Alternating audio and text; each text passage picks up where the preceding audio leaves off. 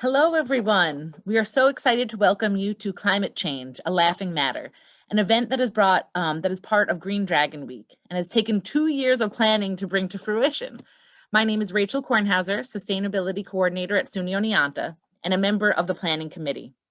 Before getting started, I would like to thank this event's sponsors, Jean Lown, 72, the College at Oneonta Foundation, the SUNY Oneonta Alumni Association, and charitable gifts to the Fund for Oneonta, the A.J. Reed Science Discovery Center, and the Office of Sustainability. With that, I am pleased to introduce you to Yoram Bauman, who will use humor and art to connect us to the serious and often overwhelming truth about climate change. Dr. Bauman makes a living as the world's first and only stand-up economist, but he's also a PhD environmental economist who founded the first ever carbon tax ballot measure campaign in the United States and co-founded an organization in Utah called Clean the Darn Air that aims to put clean air and climate measures on the ballot in that state. Yoram is the co-author of the cartoon Introduction to Climate Change, the 2-volume cartoon Introduction to Economics, and the 1998 book Tax Shift. After 20 years in Seattle, Yoram now lives in Salt Lake City, but he takes his comedy act to colleges and corporate events around the country and around the world. We hope to one day welcome him in person at our campus. His goals in life are to spread joy to the world through economics comedy, to reform economics education, and to implement carbon pricing. I'd also say that there will be time at the end of the event to answer your questions, so please put them in the Q&A section of the Zoom. Over to you, Yoram. Thank you so much, Rachel, and hello to all of you. Good evening. It has been quite a while planning this event. I've been to Oneonta maybe 5 or 8 years ago for a visit to Hartwick College, and have some friends there, and was sad to not be able to join you in person, but I'm thrilled to be here with you via technology. As Rachel mentioned, I am the world's first and only stand-up economist. Most people, when they ask me questions and conversations, generally after a couple of minutes, they say, well, what do you really do for a living? I'm like, no, this is what I really do for a living. I really do stand-up comedy about economics, mostly with colleges and corporate events. And I try to talk about climate change a little bit in there. And in my when I do sort of serious economics, and then in my activist life, I work a lot on carbon taxes and ballot measures and state level efforts to promote smart market-based approaches to climate action. So I will do a medley of sort of all of that for you tonight. The Zoom interaction is great relative to not being able to interact at all, but it is a little bit of a it's not as great as being there in person with all of you. So what I thought I would do tonight is try to start with 5 comedy lessons for climate folks, climate activists, people who are working on climate policy, give you kind of 5 lessons from the world of stand-up comedy, and then show you some stand-up comedy more specifically that relates to climate change, and then talk about some of the campaigns I've been involved in, and plant some ideas in your head, I hope, for New York State and other places around the country that could be working on these issues. So I will post the comedy lessons in the chat box if you're interested in looking at them there. And I'm just going to start with the first one out of the 5. So the first one is bless you, go do it. Right. One of the really things that's great about stand-up comedy is that there aren't any of what economists call barriers to entry. Right. Like if you want to be a doctor, you can't like start operating on somebody. You have to go to medical school. And if you want to be a lawyer, you have to pass the bar exam. If you want to be a comedian, like you just show up at open mic night and put your name on the list, and you get 2 minutes, like just like every other Yahoo. And that's it's kind of an amazing opportunity, right? And I encourage any of you out there who are interested in stand-up comedy to give it a try, because there's really there are a few things in life that are as great as telling a pretty good joke and having folks laugh at it. One of the jokes that I like to tell is a joke about speaking Spanish, which I do reasonably well, but not perfectly. As I learned a few years ago, this was well before I was married. I was down in Ecuador practicing my Spanish in a bar with a beautiful young woman. because economists are people too. And finally, she turned to me and she said at one point, she said, well, if you're so great, how come you're not married? And I wanted to say something sort of flirtatiously self-deprecating, something like, I don't know, maybe women just don't like me. And what I ended up saying was, tal vez no me gustan las mujeres, which means maybe I don't like women. When I found out what I said, I felt very embarazada, right, which means pregnant. You have to watch out for those false cognates. So there's, being able to tell jokes and laugh at jokes is really an amazing thing, and I think it's important to remember also, and this also relates to climate issues, that it's an honor and a privilege to have an opportunity to try that, to be on stage, to be with all of you tonight. Right? Like there are a lot of countries where you can't go to comedy clubs and speak your mind, and even in this country, you go back a couple of decades, and Lenny Bruce, was arrested for routines that he was delivering on stage. And I think both of those points apply to climate action as well. So that's the first lesson for climate activists, right? Is bless you, go do it, right? There's no barriers to entry. So I encourage everybody to get involved in issues that they think are important to them, climate change, other issues as well, and remember that it is a privilege and an honor to be able to work on these issues. Like the vast majority of people around the world, and plenty of people in this country as well, are too busy focused on putting food on the table to be able to work on issues that are important to them, and so that's an important important thing to keep in mind. All right, so the second lesson that I have for you is that content, delivery, and audience all matter. Right. So in the comedy world, the actual words of the jokes, then the delivery, like how you present it and who you're presenting it to, all those things are important. And I think that sometimes people focus on the content and the delivery and they leave out the audience. Right? But there's a reason why comedy happens at 8 o'clock in the evening instead of 8 o'clock in the morning. And there's a reason why comedy often happens at places that have 2-drink minimums, right? And that relates to bringing together kind of the comedian and the audience on a good plane. Okay, and so the lesson for climate activists there, I think, is you need to think about, in terms of content, delivery, and audience, you need to think about what policy are you working on, how are you going to package the policy, right? The delivery, how are you going to package it, and then the audience is think about who it is that you're trying to package it for, who you're trying to convince. So that's lesson number 2 for climate activists from the world of stand-up comedy. Lesson number 3 is to make connections. So one of the things that's really difficult about Zoom comedy is that there's no feedback from the audience, right? Like it's different than being at a comedy club where I can gauge and see how folks are doing. I once had the privilege of being invited to do some comedy on the PBS NewsHour. Now, I don't know how much you all know about the world of stand-up comedy, but let me just tell you this. In the world of stand-up comedy, ladies and gentlemen, it does not get any bigger than the PBS NewsHour. Right? I have been getting phone calls nonstop on my rotary dial telephone. And it was actually pretty amazing. They interviewed 3 economists on this show. They interviewed Robert Shiller, who won the Nobel Prize. They interviewed Joseph Stiglitz, who won the Nobel Prize. And they interviewed me. Like I felt like kind of a self-aware version of Rudy Giuliani and the rest of Donald Trump's legal team. And what did they ask me? My moment of TV fame on the PBS NewsHour. They asked me if I'd ever bombed on stage. All right, now a couple of things about this. Okay, first of all, I am not afraid of failure. I'm an economist. Like I'm an expert at failure, right? Secondly, I'm a professional comedian, right? So if a joke doesn't work, you just sort of keep throwing stuff out there until you find something that works, which is basically the same thing that the Fed and the Treasury had been doing for about a decade now.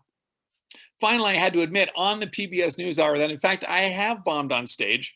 The worst show I ever did was in October of 2008 in Colorado Springs. If you remember what was happening in October of 2008, right? It was the stock market crash. right, the Great Recession was starting. It looked like we were going back into the Great Depression, right? October of 2008, I did a comedy show in Colorado Springs for a group of bankers, and they were not happy campers, right? And comedy is kind of a violent business, right? Like if you're doing well, then they say that you're killing. And if you're doing badly, then they say that you're bombing. And I totally bombed that show. And I actually did so poorly. I spent a fair amount of time afterwards sort of soul searching, like trying to figure out where had I lost the connection with this audience of bankers in Colorado Springs in October of 2008. And I finally realized that I lost them on my opening line.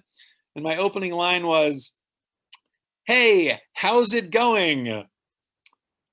Yeah, apparently it was not going very well for them at the time. And so the lesson for climate folks is, like, if you work on climate issues, you always have to deal with this conflict, this gulf between what we would like to accomplish on climate change, or what many of us would like to accomplish on climate change, and what we seem to be sort of politically capable of, which is generally much less. Right. And so you have to navigate that in a way that that doesn't lose the connection with the folks that you're talking to.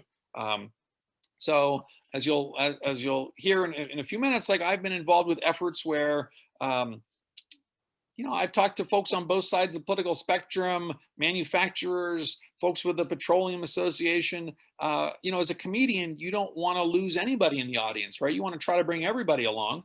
Occasionally, you have to call the bouncer if somebody's being disruptive and toss them out, right? But for the most part, you have to deal with everybody who comes to the club, and I think that's an important lesson for climate activists as well. And it relates to the next point I want to make. Point number 4 here is to be tolerant and try to get to yes. So what I'm going to encourage you to do on the comedy side of things, if you have never been to see live comedy, right, when the pandemic is over and live comedy comes back, like, go to a comedy club and get some live comedy experience, because it really can be one of the most amazing experiences in the world. It will also, I will give you fair warning, almost certainly expand your horizons, because you will hear all kinds of language and all kinds of stories about all kinds of things from all kinds of people.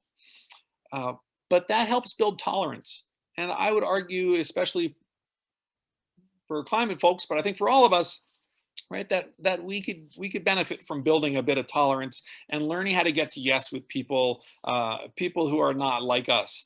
I'm always reminded of my godmother, Betty Tansey, who lives in San Francisco. And when I would go down, this was when I was sort of early in my comedy career and I was doing open mic nights, I would go down to San Francisco and do open mic nights at this place called The Brainwash. And The Brainwash was a combination of a coffee shop and a laundromat.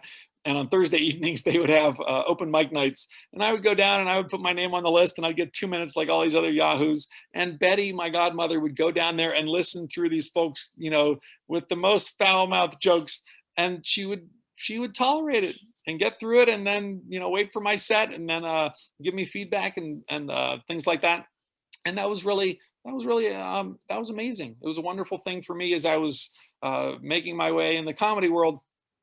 And I think that the implication for the climate world is that I think we spend a lot of time trying to put up barriers and say, like, oh, this person is, a climate denier, or I'm going to say no to this person. And I think there's a value in trying to develop tolerance and trying to get to yes with people. I think there's also, in the climate world, there's a lot out there of folks saying no to things like, this is a false path forward. I work on carbon taxes, and right now there's a lot of energy in the world that says, hey, carbon taxes are a false path forward. We don't know, I think, the right way to move forward on climate change, and I think it's worth having some humility and trying to focus on saying yes. There's a famous rule in the improv world, which is kind of related to the stand-up comedy world, that you never say no to anything. You just, when something's happening on the improv stage, you sort of say yes, but, and keep the conversation, keep the ideas swirling. I'll tell you a story and a couple of jokes about this. The story actually relates to Corning Glass, which I understand has a facility that's near Oneonta, or in Oneonta. I recently read the biography of Steve Jobs, and there was a story about when the iPhone prototype came out in 2007, when they were testing the first iPhone, right? It had a plastic cover, and Jobs complained that it kept getting scratched. And so he was like, there's got to be a way to do this, like with glass or some better product, and someone connected him to Wendell Weeks, who's I believe still the president of Corning Glass at the time, was newly installed as the president of the company, and they had a conversation about what turned out to be Gorilla Glass. But at the time, like the story in the biography was that Steve Jobs just called up the Corning Glass company and was like, hey, I want to talk to the CEO. And they were like, well, can you leave a message and he'll call you back? And he was like, no, like I'm Steve Jobs. And they were like, no, like you got to leave a message and we'll have him call you back. And so when the CEO finally called back Steve Jobs went on a little bit of a rant about, these East Coast folks and all their hoity-toity attitudes and not letting him, through and all that sort of stuff. So the CEO of Corning, Wendell Weeks, decided to repay the favor. He called up one time the Apple main desk and was like, hey, I'd like to talk to Steve Jobs, please. And they said, oh, you have to fax in, a request, and then we'll consider it in a couple of weeks or whatever. And so when Steve Jobs heard that story, he thought it was really funny. But the connection there is that it's very easy to set up these barriers and try to create divisions. I will tell you two jokes about moving from Seattle to Salt Lake City, which, as Rachel mentioned in the introduction, I have done recently. One of the things I've learned from moving from Seattle to Salt Lake City is that you can learn an awful lot about a place by going to the grocery store. Right, you go to the grocery store in Seattle, and like the beer aisle of the grocery store like goes on forever. Right, in the baby aisle, like where you buy diapers and stuff, the baby aisle is tiny. Right, you go to the grocery store in Salt Lake City in Utah, and the beer aisle is practically non-existent. Right, and the baby aisles go on forever. Now, I'm not entirely sure about my economics here, but I think that means that beer and babies are substitutes. I'm not sure exactly what I would have thought on the basis of economic theory, right? That maybe beer would be a complement for babies. Maybe it would be a factor of production. I don't know.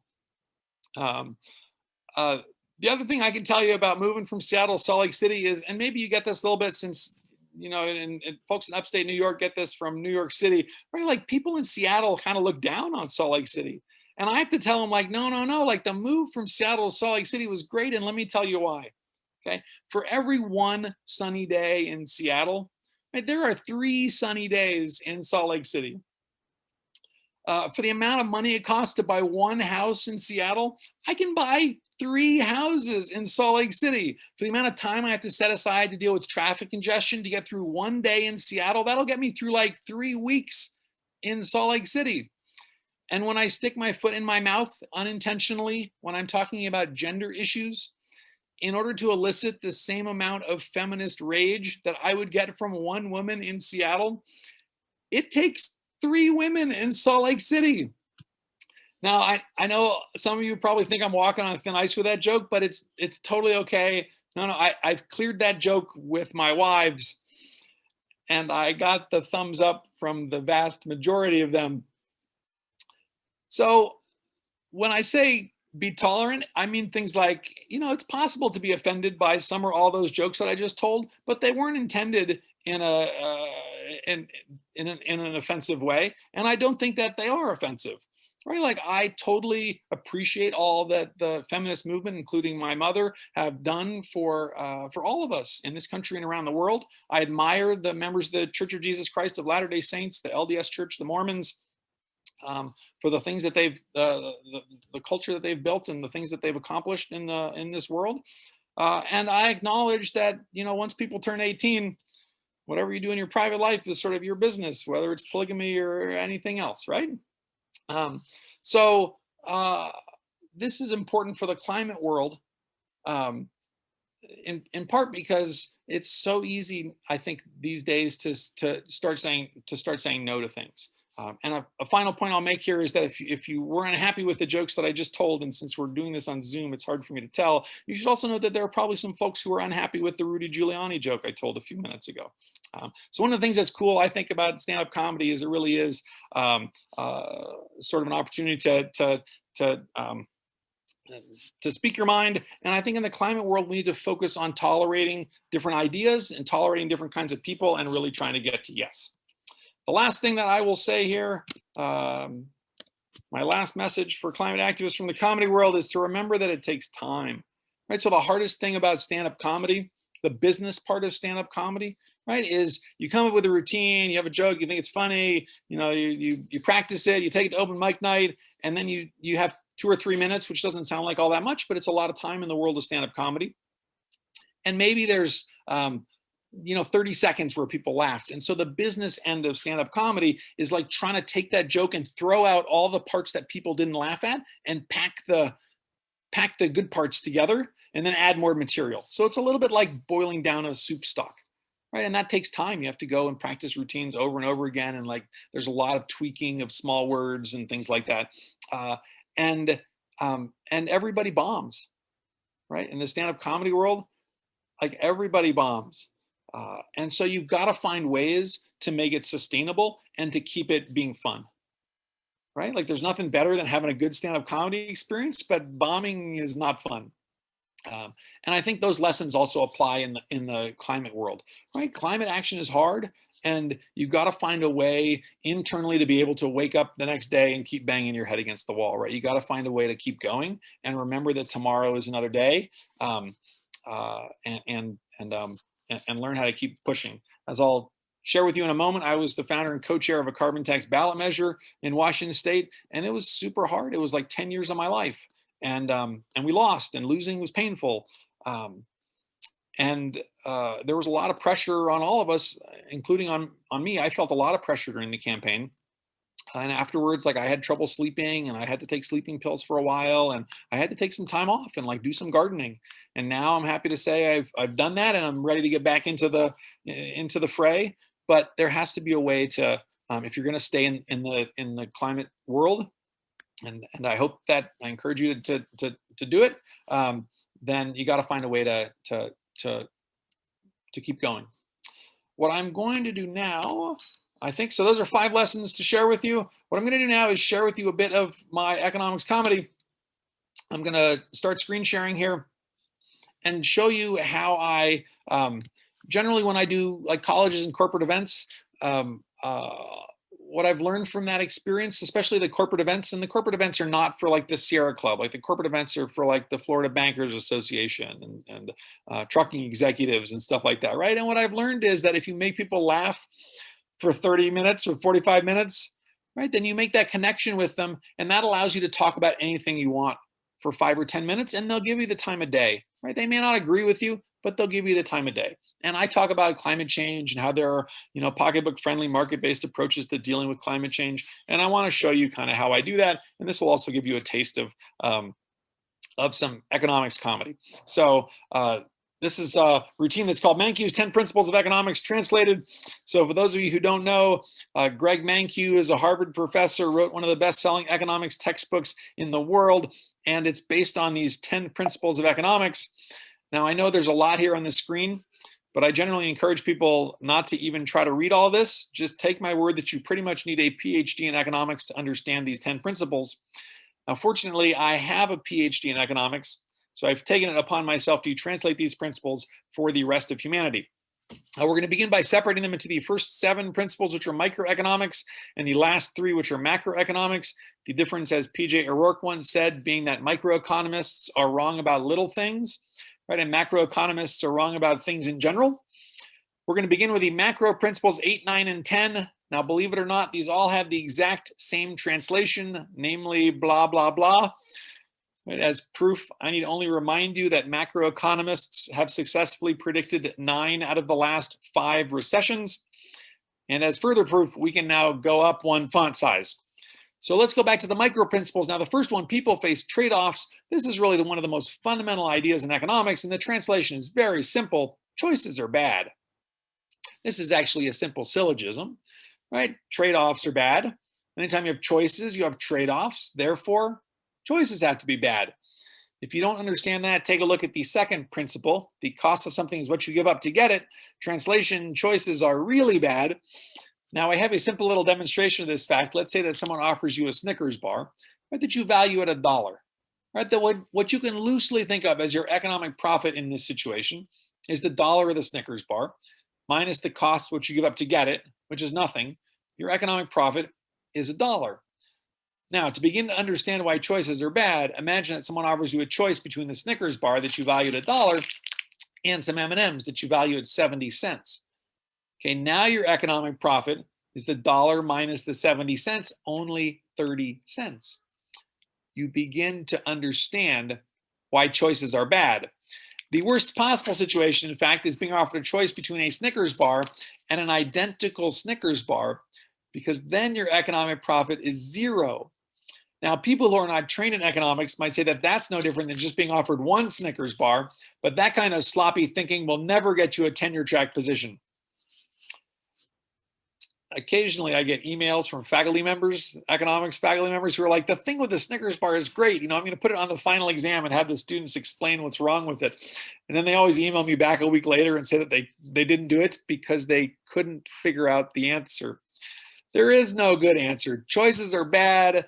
Choices are really bad. I'm not going to beat around the bush with you, folks. If you don't understand why choices are bad, you're probably stupid. Moving on, principle number 3, rational people think at the margin. Translation, people are stupid. Okay, now it is immediately obvious that people do not think at the margin. Nobody goes to the grocery store and says, I'm going to buy an orange. I'm going to buy another orange. I'm going to buy another orange. That joke only makes sense to econ majors. People don't think like that, right? But if people don't think at the margin, and if, as Professor Mankiw says, rational people do think at the margin, we are led to a most unhappy conclusion. Right? People are not rational. People, in other words, are stupid. But before you despair for humanity, take a look at the next principle. People respond to incentives. Now, the dictionary says that incentive is a noun and that it's a synonym for motive. So when Professor Mankiw says that people respond to incentives, what he's saying is that people are motivated by motives. Now, you may think this is a bit like saying that tautologies are tautological, right? I mean, people would have to be pretty stupid to be unmotivated by motives. But remember principle 3, right? People are stupid. Hence the need for principle 4 to tell us that people aren't that stupid. All right, moving on to every economist's favorite topic, free trade. Principle 5, trade can make everyone better off. Translation, trade can make everyone worse off. Now you may wonder how the translation of principle 5 is the opposite of the principle itself. I have a simple proof of this fact that will blow your mind. I want you to compare 2 statements. One of them is trade can make everyone better off. And the other one is trade will make everyone better off. Now, if you had to pick one of those 2 statements to put in your best-selling economics textbook, right, it's no contest. The second statement is clearly stronger. It's better, right? But Professor Mankiw uses the first statement instead. And if you think about why, there's only one possible explanation. The second statement has got to be wrong. Okay, in other words, trade can make some people worse off. And from there, it's just a hop, skip, and a jump to trade can make everyone worse off. Now, I figured some of you would have some questions about this, so I added a footnote with some details. Eat your heart out. Now that we've cleared that up, right, I want you to see the last 2 principles. Markets are usually a good way to organize economic activity. Translation, governments are stupid, and governments can sometimes improve market outcomes. Translation, governments aren't that stupid. Right, follow immediately from principle 5 and its translation. Right, if trade can make everybody worse off, what do we need government for? Right? Like just let people trade. Governments are stupid. Right? But if trade can make everyone worse off, we better have a government around to stop people from trading. So there are the 10 principles of economics translated. Much better than what we started with, I hope you'll agree. So I filmed this a couple years ago, put a video up. This is actually the first comedy routine that I did, economics comedy routine that I did.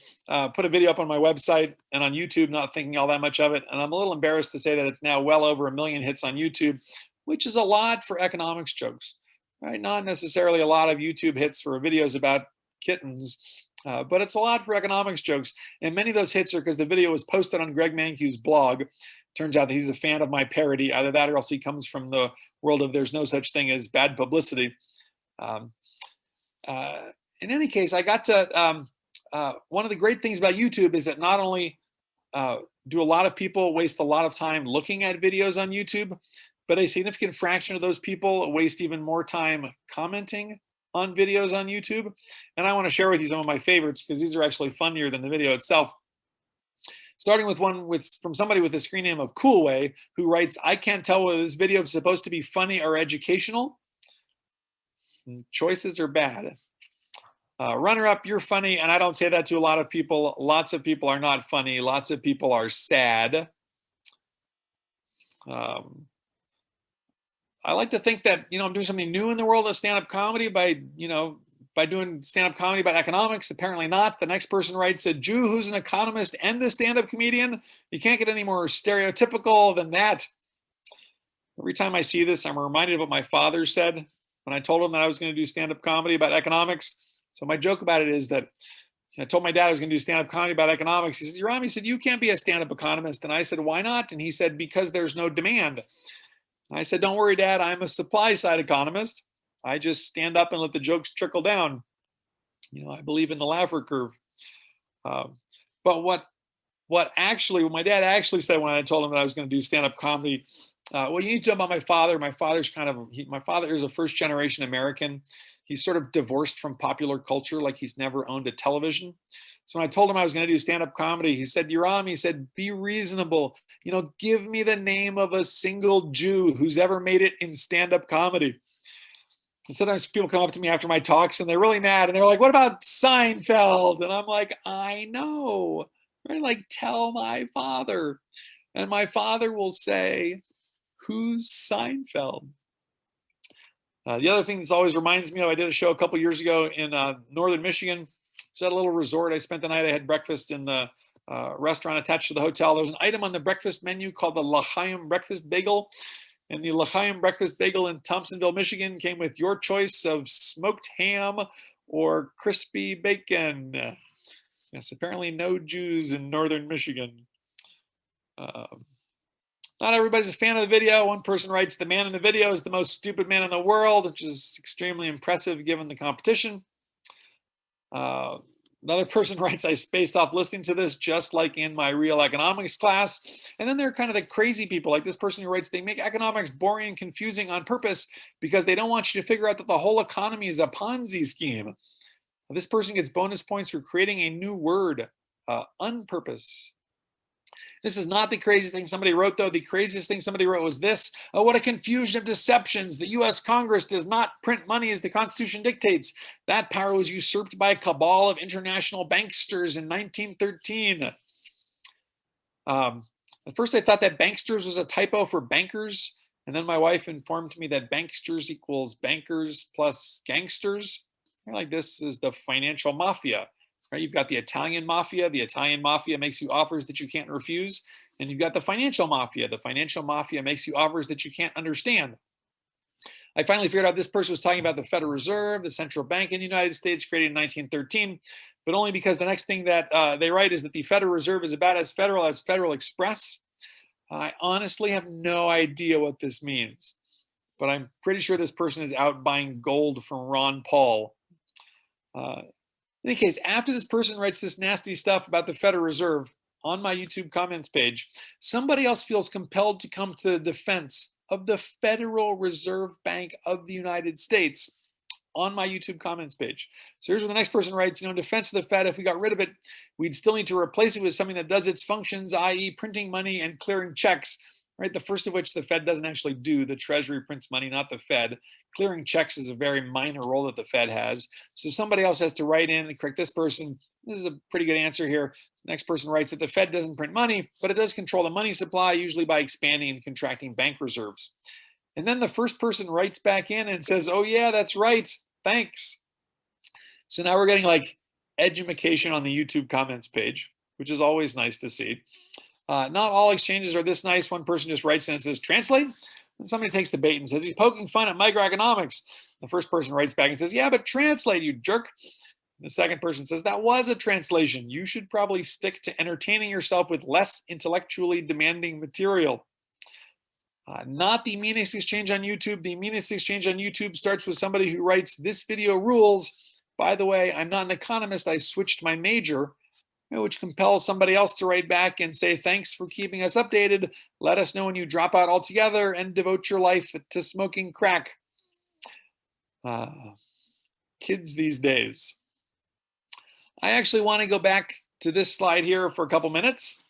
And this will be a connection to some climate change issues because this example in this footnote is actually a real example, right? So economists, we spend a lot of time talking about how trade can make lots of people, sometimes everybody, better off, but it's actually possible in a theoretical world, at least, to have a situation where trade makes everybody worse off. And since that relates to the work that I do when I do serious economics work, I work on climate change and carbon taxes and stuff like that. I want to talk you through this example real quick. So this is a made up story about how trade can make everybody worse off.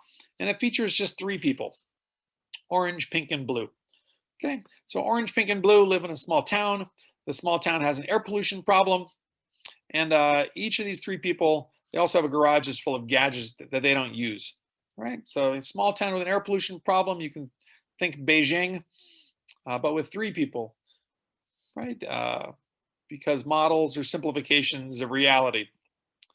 So now we're going to see some trades, okay? So first, orange is going to sell a lawnmower to pink. And the story I'm going to tell you is that orange is not using this lawnmower.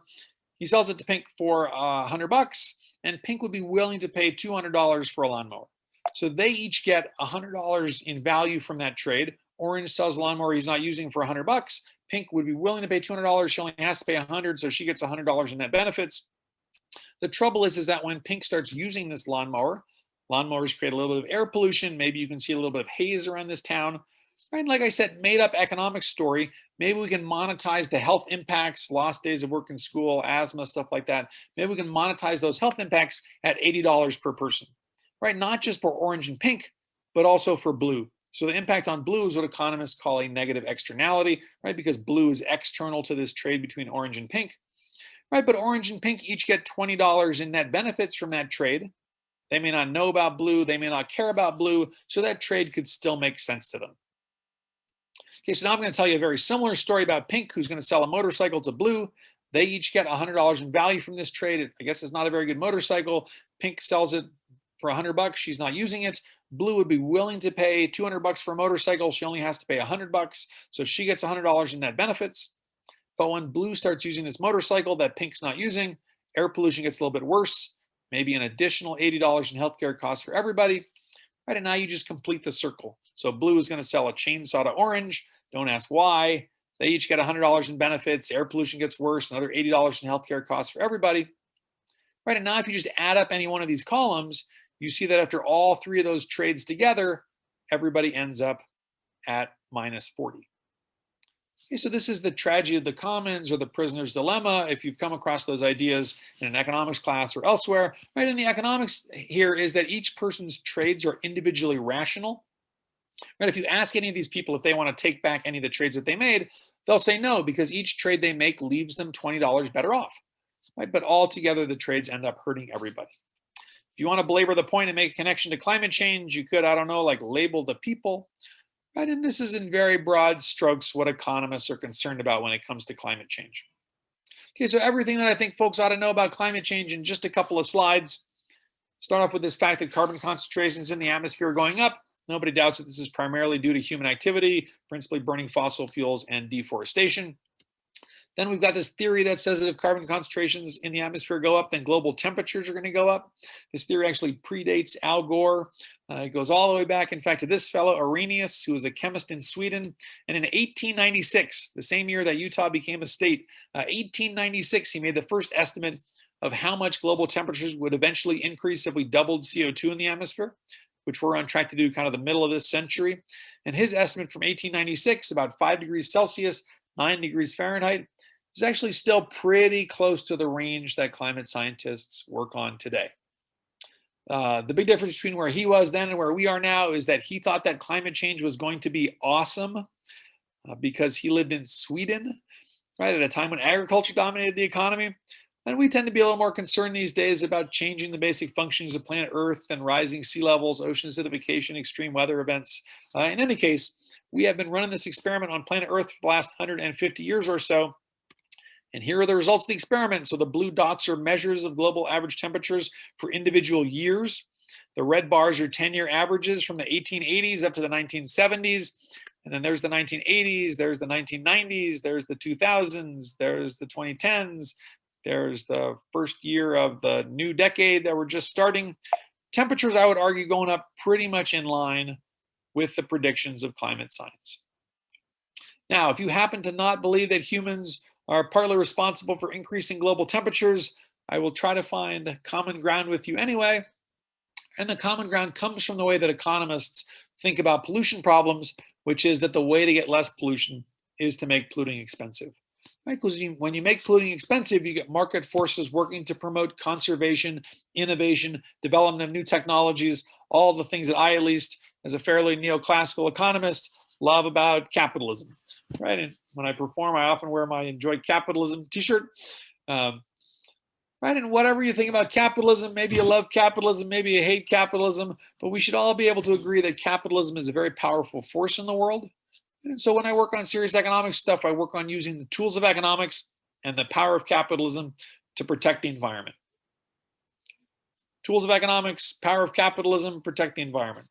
A couple of policy tools to talk about, like a carbon tax or an auction cap and trade system. But the point of those policy tools is to drive up the price of fossil fuels.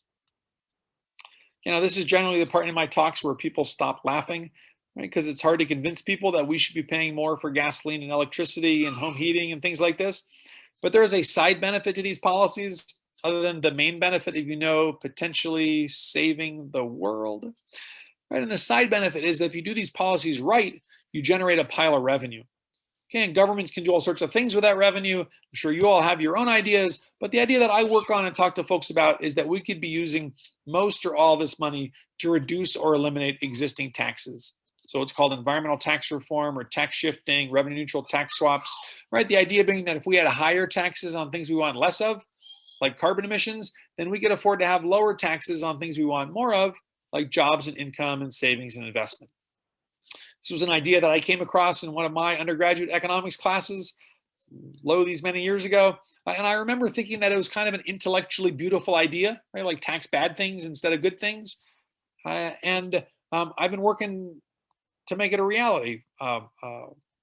Because one of the interesting challenges is that even though economists are kind of all agreed on these taxes, and the theory of these taxes goes back 101 years now,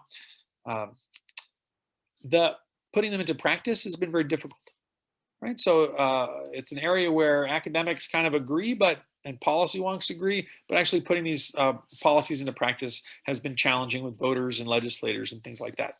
So that's the next part what I want to share with you is some of my stories from working on political campaigns, and then I will share with you some ideas that I'm working on now, including some ideas for New York State and elsewhere. So I was the founder and co-chair of the first ever carbon tax ballot measure in the United States. This was a 732 campaign in Washington State in 2016. If you didn't hear about it, it's okay. There was other stuff on the ballot that year, right? Like Trump and Hillary that kind of sucked all the oxygen out of the room. But our policy was a revenue neutral carbon tax. So the carbon tax started at $25 per ton of CO2, which is about 25 cents a gallon of gasoline. So that's not nothing, right? And all the money from the carbon tax went to reduce other taxes. We reduced some business taxes for manufacturers so that they could stay competitive. There was a benefit for low-income working families related to the earned income tax credit, but most of the money went to cut the state sales tax by a full point. Right? May or may not sound like all that much, but nickels and dimes add up over the course of the year, and this would have meant a savings of hundreds of dollars a year for an average household. Okay, so our basic pitch to voters and people that we were gathering signatures from, this was a ballot measure, so we collected 250,000 signatures to put our measure on the ballot. Our pitch to voters and folks when we were looking for signatures to get on the ballot was that we were all going to pay a little bit more for fossil fuels, and we were going to pay a little bit less for everything else. And that's how we were going to do our part to save the world. Right? It was a pitch I believed at the time. It's still a pitch that I believe now. And that was what we got on the ballot. I will stop screen sharing in a second so that I can show you some campaign ads on TV, because one of the interesting challenges with delivery, right, is how do you talk to people in a 30-second TV ad about these ideas? So I'll share that with you in a moment, but first I want to note one point, which is that the carbon tax is the environmental policy. Okay, it is possible to take revenue from a carbon tax or auction cap and trade systems and spend it on green things, right, like the Regional Greenhouse Gas Initiative does in New York and elsewhere, right? And you can spend, but you don't have to. right? The carbon tax itself provides a financial incentive for everybody, individuals, households, businesses, utilities, to move in a more sustainable direction and try to economize on fossil fuels, right? So let me see if I can do this technology here. So I'm going to stop screen sharing for a second. Come over here, go full screen, and then start screen sharing again.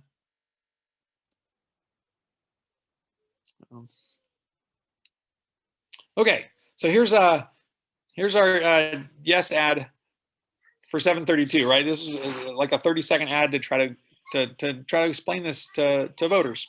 Here we go. What would you say to a measure that makes Washington's biggest polluters pay for the carbon pollution they put into the air and encourages them to reduce pollution and speed up the transition to clean energy? Why, we could slow climate change and lower sales taxes at the same time. A measure like that sounds like a good idea, doesn't it? Say yes, too. Vote yes on I-732. Reduce carbon pollution and sales tax, too. This ad is... All right, so that was the yes ad. For fairness purposes, I will show you the no ad. Oh, I should tell you that one of the issues with the campaign was we aimed to be revenue neutral, but there was a state fiscal note that argued that we were actually $800 million revenue negative over 6 years, right? Which I would argue is pretty close to zero, since the state tax revenue over 6 years is $120 billion. But you'll see in a moment that this featured in the no campaigns ad. So here's the no campaign ad. As a small business owner, it amazes me what Washington's workers, employers, and families have done to reduce our state's carbon footprint. Initiative 732 puts that at risk by creating a new tax that'll hurt our local economy. It increases our gas costs, hurts families who can least afford it, and cuts funding for our schools and public safety. There's a better way. This just isn't the right solution. That's why I'm voting no on 732. Paid for by No on 732, sponsored by... Still burns me up every time I see that. So it was kind of a classic no ad where they sort of said there's a better way, but they didn't tell you what that better way is. And for any folks who are listening who are on the industry side of things, or the more conservative end of the spectrum, what I will tell you is that if you could go back and ask the folks who put that ad on, it was the business community in Washington State, if you could go back and ask them whether they would change their opinion about 732, the initiative, I think the answer would be yes, because the pitch that we always made to them was that if they didn't support good climate policy, then they would end up with less good climate policy that was probably more costly, less efficient, less effective. And I think we're seeing that happen now, especially in this legislative session that's ending this week in Washington State. I'll also note that that we did get the Western States Petroleum Association, which represents 5 petroleum refineries in Washington State. We ended up getting them to neutral on Initiative 732, and we did that in part because we and I ended up talking with those folks a fair amount. One of our volunteers, it turned out that his father was a lobbyist for the Western States Petroleum Association. So he introduced us and we had coffee, and I gave a couple presentations. They were kind enough to invite me to their annual gathering. And I said, look, it says on your website that you support properly designed market-based policies for climate action. And we argued that this was a properly designed policy. We didn't get their support, but getting them to neutral was good, because 2 years later, some folks on what I call the environmental left, like the Sierra Club and stuff like that, put a measure on the ballot that they didn't like, and they spent $30 million to kill it.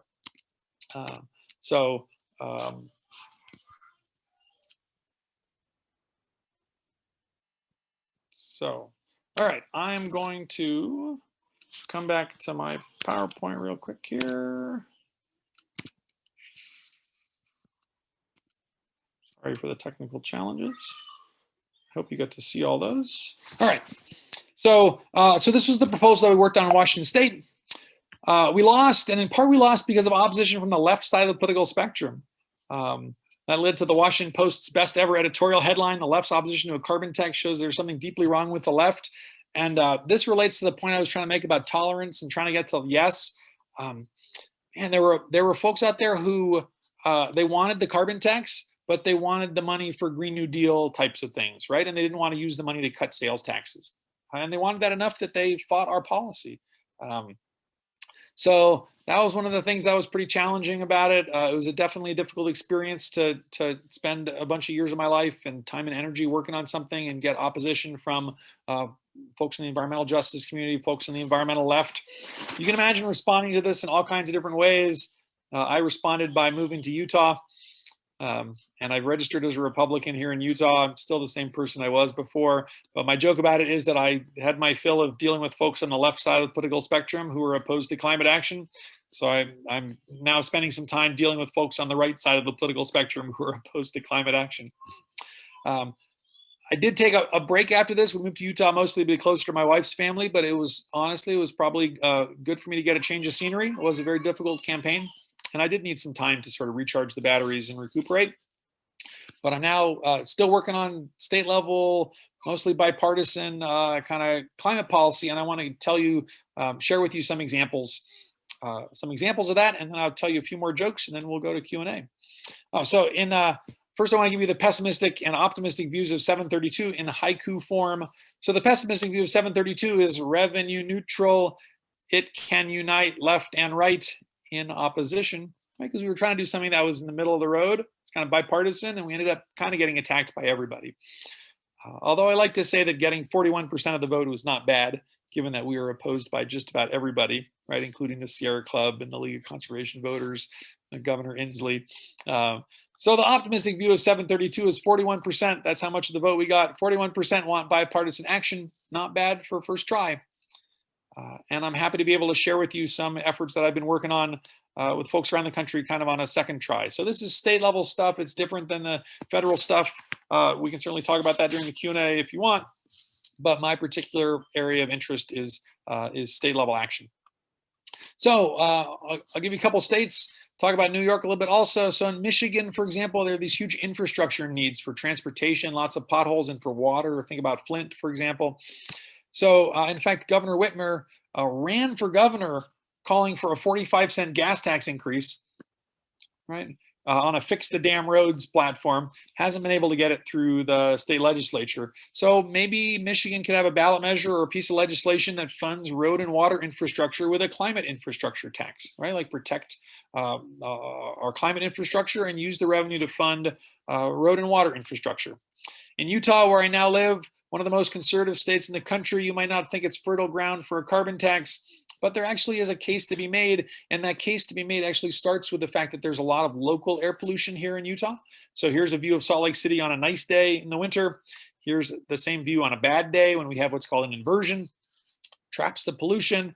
And then so we get, you know, a couple dozen days like this generally in the wintertime. And then in the summer, we're getting an increasing number of smoky days from forest fires that blow over the populated areas and other places here in Utah. So I've been working on this effort called Clean the Darn Air, which says, hey, let's have a modest carbon tax, put $100 million a year into local clean air programs, $50 million into rural economic development, and then use the rest of the money to do things like eliminate the state sales tax on grocery store food. So let's tax pollution instead of potatoes. Let's put the money that's left over into cleaning the darn air. And you can see that we owe a debt of gratitude to the Fix the Damn Roads campaign. You could never get away with saying DAMN here in Utah. So that's where Clean the Darn Air came from. In Arizona, this is actually a new idea I've been working on that I think is really interesting. So generally we talk about carbon taxes raising the price of fossil fuels and things like electricity. But in electricity in particular, you don't necessarily have to, because some states like Arizona already have existing taxes on electricity, like this sales tax, that raise the price of electricity but don't provide an incentive for sustainability. So what if you replace that sales tax on electricity with a carbon tax on electricity? Okay, about $10 per ton of CO2, right? You could raise the same amount of money initially, and that revenue would sunset over time, which I would argue is a good thing because you're reducing a very regressive tax on electricity. You do that same thing in Pennsylvania, in Georgia, South Dakota, Nebraska, and in New York. So let's talk briefly about New York State. So here's what's called a Sankey diagram of carbon emissions in New York State.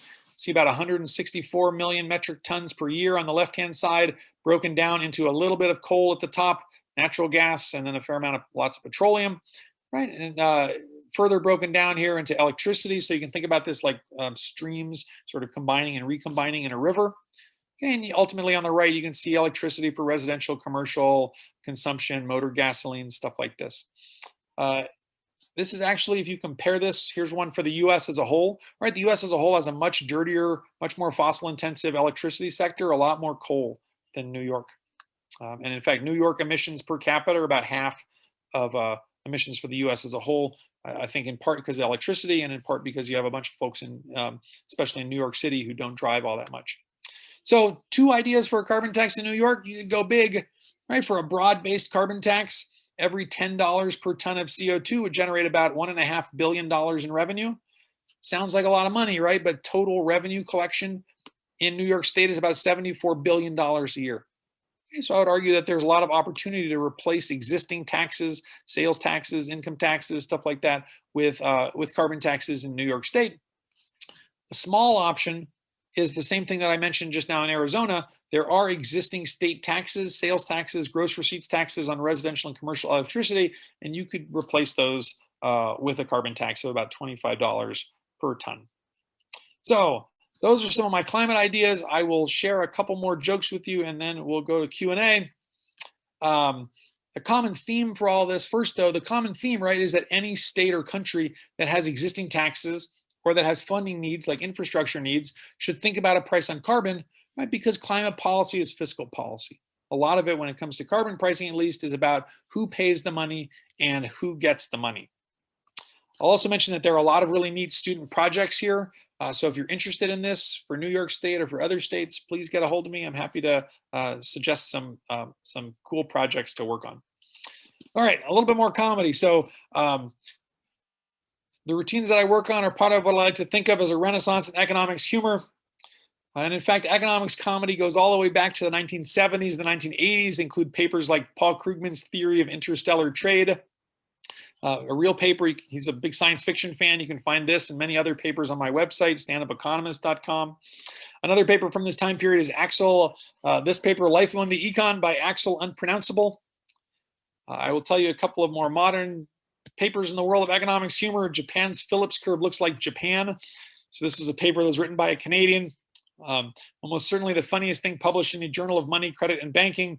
And there's a link on the author's website that says the title of this paper is also the abstract and frankly most of the text. The rest of the paper being taken up by this graph here. So for ease of, what's going on here is we have the unemployment rate in Japan on the x-axis between 1980 and 2005. On the y-axis is the inflation rate. For ease of viewing, the author rotates this around the y-axis. And then there's a map of Japan. Extremely impressive research. This is a real economics paper. Can financial innovation help to explain the reduced volatility of economic activity? A paper that was published in 2006, shortly before financial innovation led to the greatest increase in the volatility of economic activity since the Great Depression. You may think this bodes ill for the research that was done by these scholars, but in fact, it's okay. I have tracked down the abstract of this paper, and here's the abstract of this paper. No, it can't.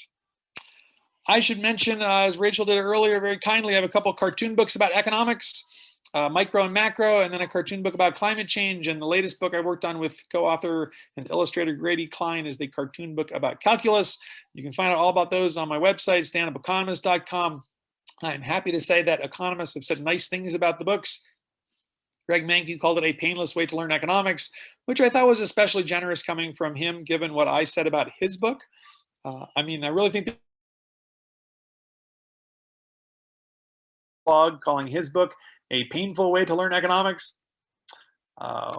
which I didn't do. But still, I will end with a couple of You Might Be an Economist if jokes, and then take some questions. And thank you all for coming to join this event tonight. So you might be an economist if you're an expert on money, but you dress like a schlub. You might be an economist if you think that America's next top model should be an endogenous growth model with technological change. You might be an economist if you don't read human interest stories because they don't interest you. You might be an economist if you've ever gone to a bank or other financial institution in the hopes of getting a date. You might be an economist if you adamantly refuse to sell your children because you think they'll be worth more later. And with that, I am going to turn it back over to Rachel to moderate the Q&A. Thank you very much. Thank you, Yoram. I'm not surprised to say that I'm not an economist based on those last jokes that you gave. But they did make me chuckle. So thank you so much. We do have some questions that I'd like to go through. One of them refers to the book that you just mentioned before. How did you come up with the idea to present climate change material in a cartoon format? And I am going to say I'm going to put the link again to order the book through our campus website. But yeah, what gave you the idea to use cartoons to communicate this stuff? Well, I'd like to take credit for the idea, but it wasn't my idea. So I was contacted by a publisher who works on what's the fancy name for it is graphic nonfiction. And he was interested in doing a cartoon book about economics. And so he connected me with Grady, illustrator and co-author, and we really hit it off and have had a really great collaboration. I can't draw to save my life, but we have a really fun time working on these books together. And so we did the 2 economics books, Micro and Macro, and then we were kind of thinking about, well, what else could we work on? Because we enjoy working together. And climate change is, I think, hard because, like, if you want to give a book to your, non-climate activist uncle and aunt, right? Like, I think it's a little bit hard to give them, like, no offense to Bill McKibben, but like the latest tome from Bill McKibben can be kind of a downer, right? And it's like 400 pages, and like it's a hard thing to get folks to open up to. And I think the cartoon book idea is kind of like the comedy idea, which is like, how do you connect with people and try to find some common ground and get them to think about these issues a little bit. And I've really taken a liking for the cartoon approach. People in the US especially say like cartoons are just for kids, but like, when you look at instruction manuals or when you get on an airplane and look at the safety, like all that stuff is in graphic form because it's a great way to convey a lot of information in a short amount of time.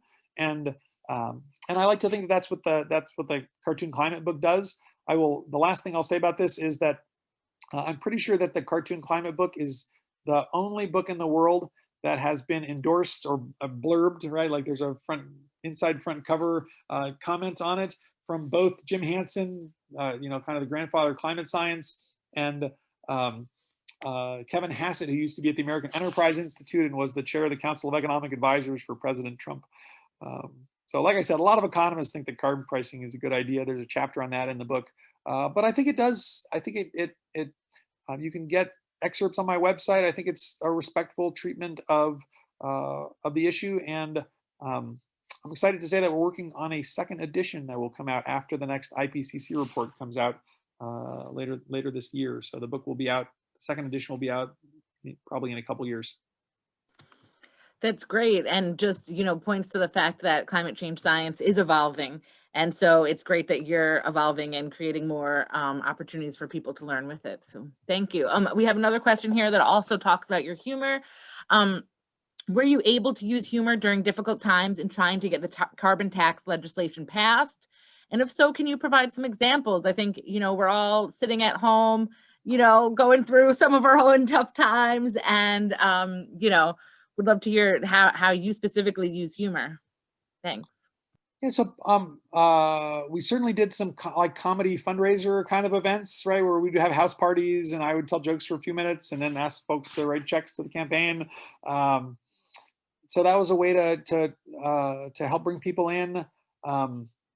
Whenever I try to tell a couple of jokes whenever I do public presentations, at least a couple of jokes, just because it is, laughing together really is it's kind of a bonding experience, right? Even over Zoom, I think. And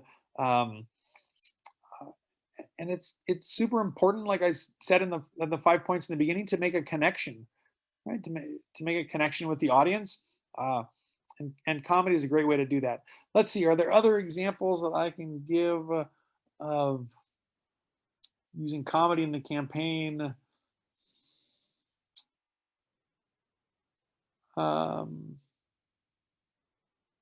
Most of it was kind of behind the scenes. I mean, it's difficult to do. Like if you're doing a media interview, then it can be a little difficult to be like, "Hey, I'm a comedian, and here are some jokes, and now let's vote for climate action." One thing that was great, I can't take credit for this either, but one of the alternative weeklies, the Seattle Weekly, published an explainer, like a full page kind of cartoon comic explainer about Initiative 732 called "WTF is 732." And that was really great. Like that was one of the best explainers of the campaign that's out there. Thank you. We've got some more questions. They kind of run the gamut, but I'm going to stick kind of with a bit of the economics and the climate change. Irene asks, do you think it should be the consumer's responsibility to combat climate change by trying to live sustainably, or should it be put on companies? I think it's both, right? It's everybody's responsibility to try to reduce emissions, and that's one of the things that I like about carbon pricing is that it does provide incentives for everybody, right? And one of the challenges of if you're taking steps that don't raise prices for consumers, like a carbon tax, which admittedly is hard, right? It's a hard sell politically, but if you're not doing that, then the consumers don't have this incentive to reduce emissions. And you want everyone to have an incentive to reduce emissions. In the same way that, like I said, whatever you think about capitalism, maybe you love capitalism, maybe you hate capitalism, but like you look at the way that Walmart and Amazon have really squeezed like labor costs, right? You may like that, you may not like that, but like if we could get the whole economy to squeeze carbon in that same way, that would be a huge win on the climate front. So I definitely am not of the view that that it's the big polluters, because ultimately the polluters are providing goods that a lot of us want, right? Like I drive cars, I fly on airplanes, or at least I did until a year ago. I have a joke about how you might be an environmental economist if you spend a lot of time flying around the world telling people that we need to spend less time flying around the world. And I think we've all felt that we could be doing more to reduce our carbon emissions.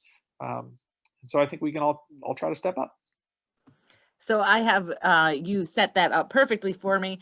We have Jill, who said, how do you think people who have looked forward to international travel and retirement might balance their desire to travel with their equal desire not to have a negative impact on climate and the environment?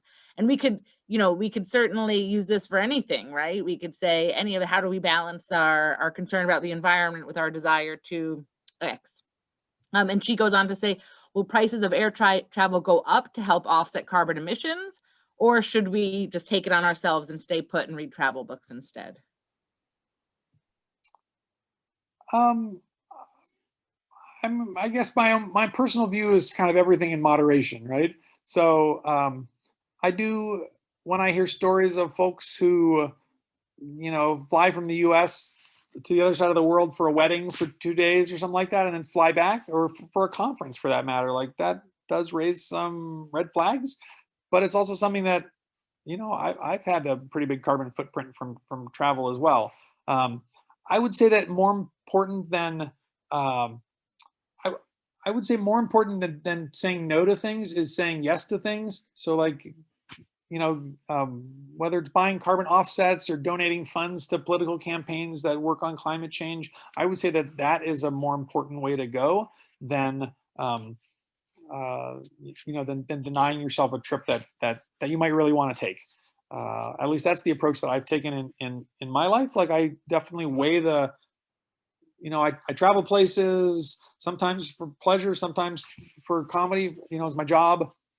I try to talk about climate change. I try to be, cognizant of my carbon footprint, but I also try to make sure to talk about climate change in my talks. And then I spend a much time working on these public policy issues. And ultimately, I think it's going to be these kinds of public policy issues that are going to drive emissions down. And, the amount that we can accomplish individually, by trying to be better stewards, this is going to sound like a very economisty thing to say, but like, I think it's somewhat limited how much we can accomplish as individual consumers, as opposed to through collective action. So here's a question. What is your opinion on states like Washington and California banning the sales of gas-powered cars by 2030 and 2035. So I guess this goes to the government dictating, some of our, taking some of that on. So what's your opinion on that? It's I one of the pieces of advice that I gave at the beginning was, try to be tolerant, try to get to yes, and don't say no too much. So I try not to say no about other policies that are out there.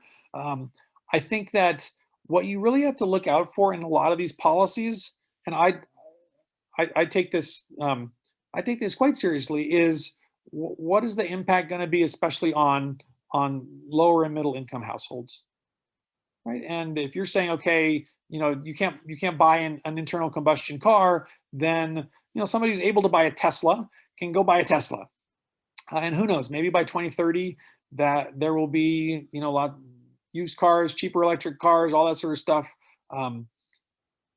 But it's important to remember that there are folks out there for whom a couple $100 a month is a big deal, or a couple $100 a year even could be a big deal.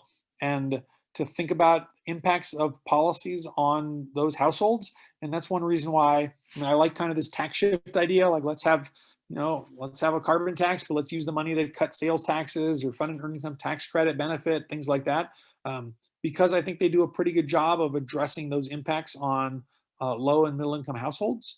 And so I just think you need to be cognizant of those issues and be aware of them. I think that this kind of technology forcing approach is somewhat risky, but I guess we'll see what happens. And a question we have here that relates a little bit. The question is about environmental injustice towards vulnerable communities. And the way that I'd like to pose it is, maybe, are there things with climate change that are not, that you don't, or just in general, that you don't use maybe humor to talk about? Is there anything that's too serious to add humor to, or do you think that everything can be benefited through, adding a lens of humor? And certainly environmental injustice, and many will say climate change in general is very serious and is hard to apply this lens to. But kind of how would you react to that? Is there anything that's too serious or off limits for you? And then if you want to address environmental injustice as well.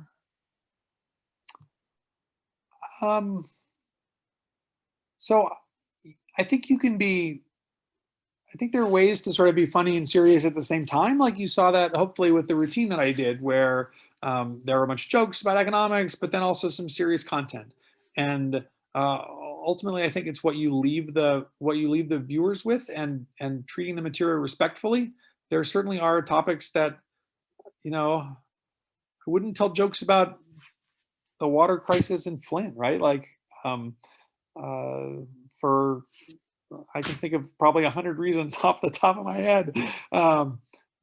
But in places where you can lighten the mood in a respectful way, I like to try that. I'll give you one other example of this. So I've done talks in places where there have been a fair number of climate skeptics. In fact, you can go to my website and see a video of me debating Mark Morano, who's been a prominent climate skeptic. And I tried to use humor to kind of counter a lot of the points that he was making. Right, at one point, I bought a copy of his book, which is called The Politically Incorrect Guide to Climate Change. And I made a joke about how it should really just be called The Incorrect Guide to Climate Change, instead of The Politically Incorrect Guide to Climate Change, because there was so much stuff in it that was wrong. And then I said that the book only had 5 graphs, like that 400-page book only had 5 graphs in it. And to make that point, I'd actually torn out all of the pages of the book that didn't have graphs in it and held it up by the binder, and all the pages like fell out. So you can certainly use humor to make points like that. And then sometimes, like when I talk to conservative audiences, I'll do comedy, and then I do my climate change pitch, and I think of it as kind of like the pill that I put inside the ball of meat that I feed to the dog, right? And then when I'm done with that, I say that I'll go back to, now, thank you for putting up with that. I will now go back to telling you jokes. although I did this routine once for a very conservative crowd in Minnesota, and this fellow came up to me at the end of my talk and said that the stuff I said about climate change was the funniest part of my whole routine. So that's kind of, you know, and there's lots of climate skeptics who are still out there. So that's not to make light of climate change, but again, it's if you can't establish a connection with folks, then it's going to be very difficult to get anywhere else. Yeah, and I think we're all realizing that the communication is, you know, one of the hardest points, one of the hardest parts. You know, we know some of the science, but how do we get it out there? A question about the carbon tax from Doug. Won't a carbon tax mean prices go up? And so instead of curbing emissions, won't producers just raise prices to preserve profit margins? And won't this possibly erase any benefits to the consumer by lowering sales taxes? Yeah, so certainly, like if there's a carbon tax that applies to gasoline, then the price of gasoline is going to go up, right? And you want the price of gasoline to go up because you want consumers to have an incentive to, you know, buy an electric car, drive less, keep their tires inflated, drive more slowly. You need those consumers to have those economic incentives in order to provide an incentive for emissions reductions, right? So the flip side, though, is that you can do things like lower the sales tax, and what that'll accomplish is that it'll change relative prices. So even if you're not, the goal of these policies is not to impact people's standard of living, right? The goal of policies is to change relative prices so that things that are more carbon intensive become more expensive, and things that are less carbon intensive become less expensive. So that, as we say in economics, on the margin, right? Like if you're trying to decide between flying to Australia and driving to the national park that's an hour away, then a carbon tax is gonna help influence that decision. I'll mention here, since this also relates to, there's a moderately famous Seinfeld routine where he talks about airplanes and how, you know, sometimes the airplane is delayed and the pilot gets on the comm and says like, all right, we're gonna, you know, we're a little bit delayed, but we're gonna try to make it up in the air. And he's like, well, why don't they just always do that? Like, you mean they could go faster? Why don't they just always go as fast as they could possibly go? And there's actually an answer to that question, right? And the answer is that the faster the airplane travels, the worse its fuel economy is. Kind of like cars, right? Like if you're going 70 miles an hour, you get poorer gas mileage than if you're going 55 miles an hour. So the airplane companies are making that calculation about, well, you know, if we go faster, we use more jet fuel, you know, but we get there faster, we can turn the plane around faster. They're making those calculations, and a carbon tax is a way to influence that and all those other millions of individual decisions out there in the world. Okay, I have a question here that I think goes to the, you know, less about the carbon tax and more probably to your cartoon introduction of climate change. Somebody asking about kind of weather versus climate. Would you consider seeing winter? So we had snow today in Oneonta, you know, on April 21st. It happened.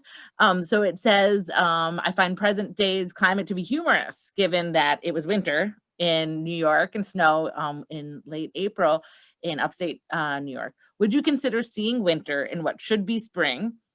Could that be considered climate change, or what would you say to that?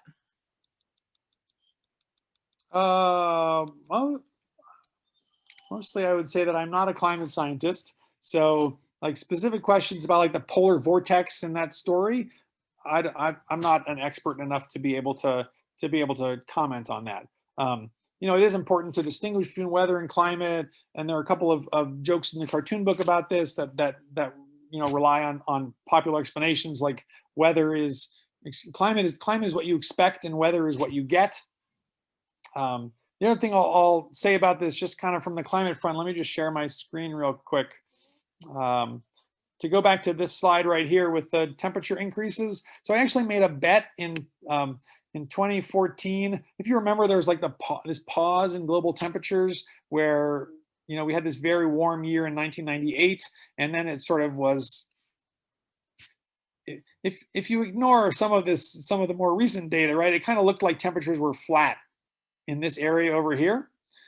And so a fellow economist like bet me some money that this pause, this area right here, would kind of continue and temperatures would just kind of keep being flat, right? And I was like, sure. Like, he wanted 2-to-1 odds, and I gave him 3-to-1 odds, because there's a tremendous amount of climate science that says that temperatures are likely to increase. And it's bad for the climate, but I'm totally smoking him on this bet, right? Like, I'm totally going to win this bet. And if part of that question was from a climate skeptic perspective, then what I can say is that climate scientists, like, the thing that's amazing about science in general and climate science in particular is like that you can predict the future, right? And I will tell you about one of the most amazing one of the most amazing science experiments I know of is something called the spot of Arago. So this was back when there was a debate about whether light was a wave or a particle. Okay, and one of the physicists, mathematicians who wanted, was arguing that light was a particle, did a bunch of mathematical calculations and showed that if light was a wave, if light behaved like a wave, if you took a flashlight or a laser and pointed it at the middle of a solid ball, right, like a solid sphere, then part of the light would act, because of the wave nature, right? Part of the light would act as if it would pass through the very center of this solid sphere, and you would see a point of light on the wall, right? And this was called the spot of Arago, right? And they did the experiment, and you know what? It's true. It's true. And so that kind of evidence, I think, is really incredibly compelling. It's one of the things that makes the scientific method and science so kind of interesting and exciting. And from a climate perspective, what I can say is climate scientists have been projecting about 0.2 degrees Celsius of temperature increase per decade. That was what they were projecting kind of back in the 1970s and in all the IPCC reports. And that's pretty much what we've been getting. So, if there are folks out there who are not on board with the idea that humans are partly responsible for increasing global temperatures, I generally just say, look, like, what could convince you? Like, if temperatures continue to increase, then will that bring you around, or do you want to put some money down on this bet that I made with these fellow economists? Thank you, and I appreciate you bringing up that you are not a climate scientist, and I think sometimes people are afraid to speak up when the conversation of climate change comes up, because they say, well, I'm not a scientist, I can't speak to it. But I think what you bring up is that this is all of our responsibility to talk about. We know enough about it, and we know enough about the solution that we can talk about it, I think, whoever we are. So we have come to the, we got more questions. I'll do one more question before we wrap up. Let me see here. And I'll put my email in the chat box. If folks who are interested in talking more, feel free to reach out to me. Okay, do we want one about people being stupid or carbon taxes? We'll do them both quickly. Start with people. Okay, if people are really stupid, what are the odds of humanity solving the climate crisis? Wow. Yeah, that's a good one. This is a comedy show, right? Like, it's not a tragedy show, but I have to say that the response to COVID has been pretty depressing, in that, COVID is something like that people are dying from today. And I don't think that in this country or in many other countries that we've done a terribly good job at dealing with it. And that doesn't bode terribly well for addressing a problem like climate change that has these major impacts that come, decades down the road. The last question better be funnier. Womp womp. Do you think that the revenue from a carbon tax would be used to further subsidize electric cars? Yeah.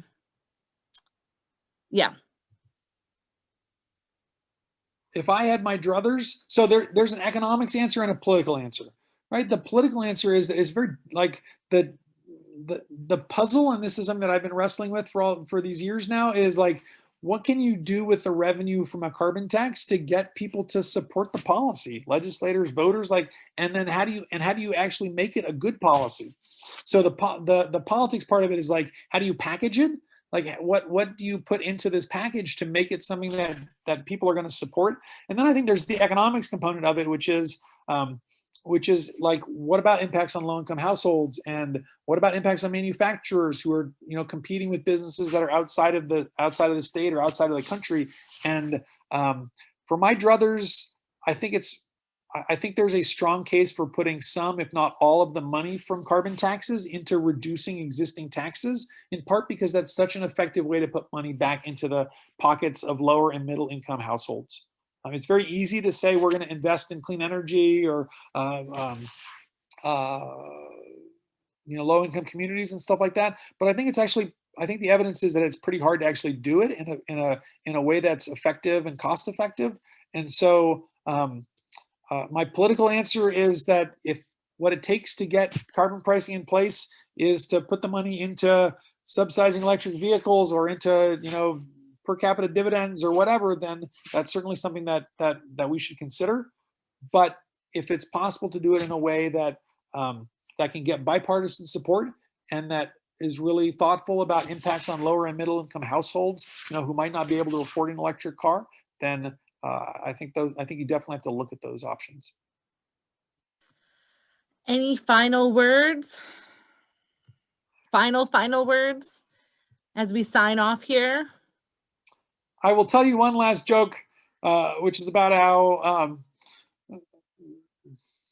one of the other times I really struggled doing economics comedy, other than the bankers conference in Colorado Springs, was visiting my father. My father's now retired. He lives in San Francisco. Every Tuesday he goes hiking with a group of fellow retired German immigrants. And at my last visit there, he sent out an email to his hiking group and said, my son will be coming to our next hike and we'll be providing free comedy at lunchtime.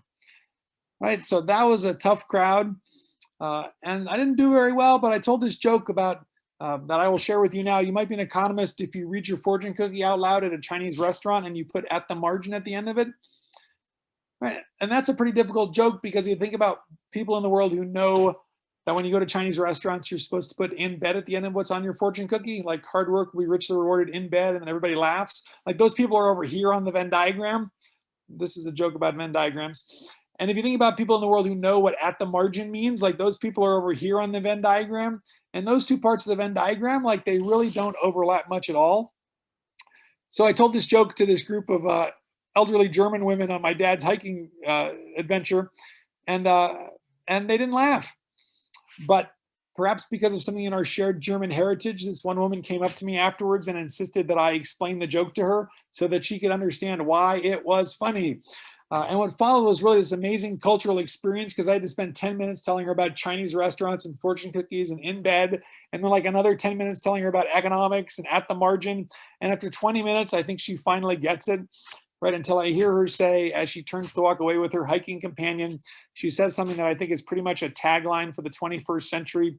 She turns to walk away with her friend and she says, I still think that joke is about computers. Thanks again for inviting me to join you. I hope that we can all meet in person someday. Yes. Thank you so much. Thank you for joining. Thank you for finally coming. Another thank you to those who funded and sponsored this event. The SUNY Oneonta Alumni Association through charitable gifts to the Fund for Oneonta, the A.J. Reed Science Discovery Center, charitable gift from Jean Lown, 1972, and the Office of Sustainability.